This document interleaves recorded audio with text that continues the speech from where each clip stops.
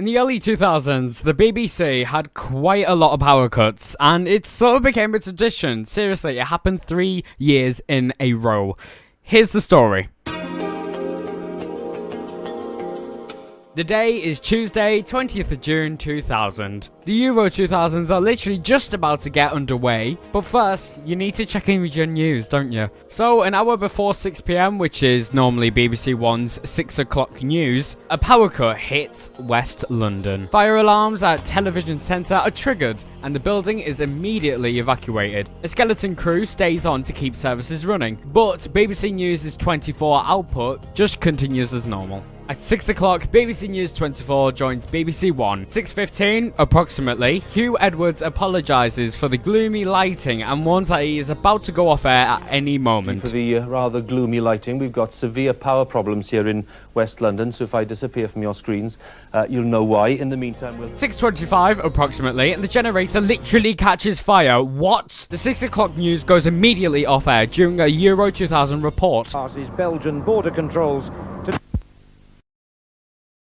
On BBC One Analog, control is immediately switched to Birmingham, and most regions go to their news programmes even earlier. BBC South East goes to a repeat of Dad's Army. BBC One Digital, both satellite and terrestrial, show UK Direct, a standby programme in place of UK Today. Meanwhile, News 24 goes completely blank. Network radio services are also affected by this. 6:30, again, approximately, BBC Two's Analog, also controlled from Birmingham, it seems like that's a emergency hub, is showing a Michael Palin travel documentary in place of scheduled programmes. 6:50 now, BBC One Analog is, well, waiting for its regional programmes to finish, and most regions are just abruptly joining Dad's Army. South Today, on the other hand, has about 5 minutes worth of trailers for Radio Solent. Pinpoint 6:55, BBC One Digital this time, UK Direct finishes, immediately followed by a brief weather report read by the continuity announcer. Brief details for the UK for tonight. A band of rain will spread from the west. It'll be heavy in the north and patchy in the south, with temperatures down to 12 Celsius. Couple of trailers, then Euro 2000 coverage starts a few minutes early.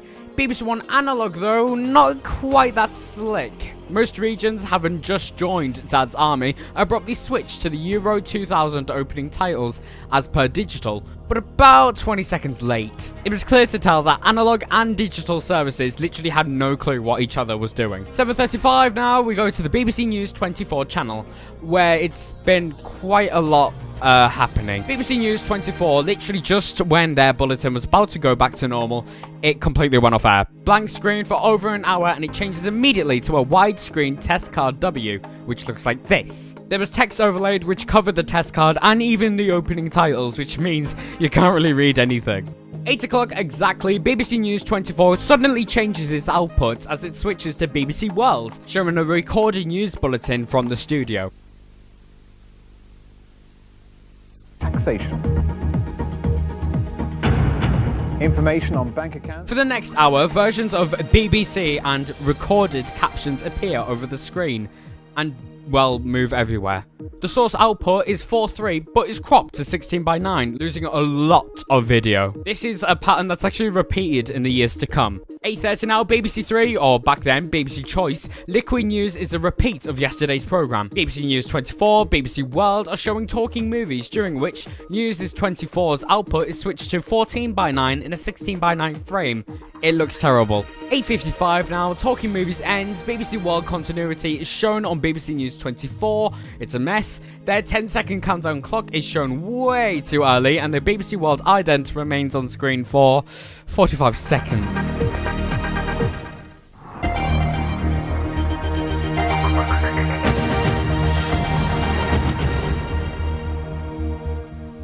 You're watching BBC World.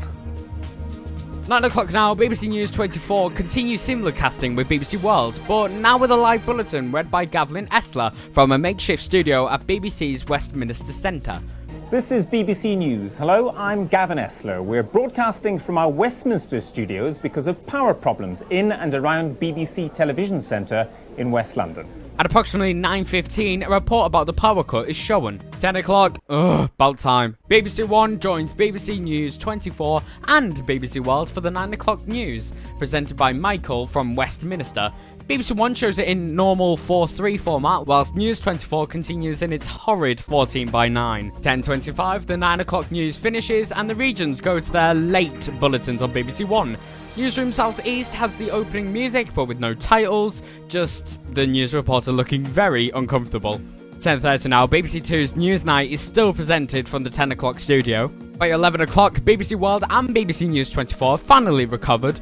And finally, 12 at midnight, all channels resume, finally. So there you go, there's 1 year. Yep, there's a whole nother year to go.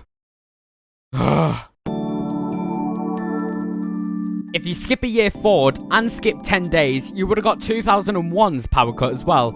Saturday, the 30th of June 2001, considered prime time for BBC One, 2 and Choice. The BBC power failure took place just around 9:25 PM. The captions were seen on analogue and digital satellite. Unfortunately, all BBC services on digital terrestrial have just come to black.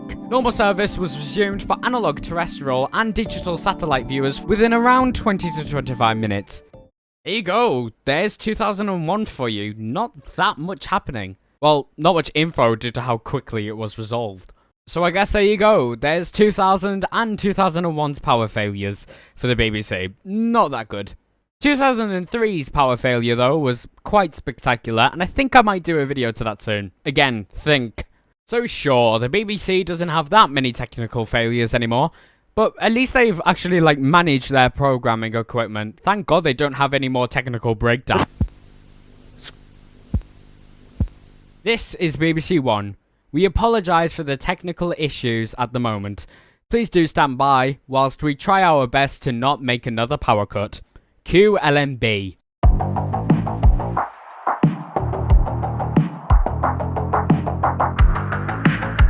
No, hang on, give me a minute, I need to think of the announcement. Am I too short for this? I think I might have been too short, I might have to re-record it, I'm too short. That's fine, I'll just shrink, or I'll shrink the footage down so I look bigger. Right.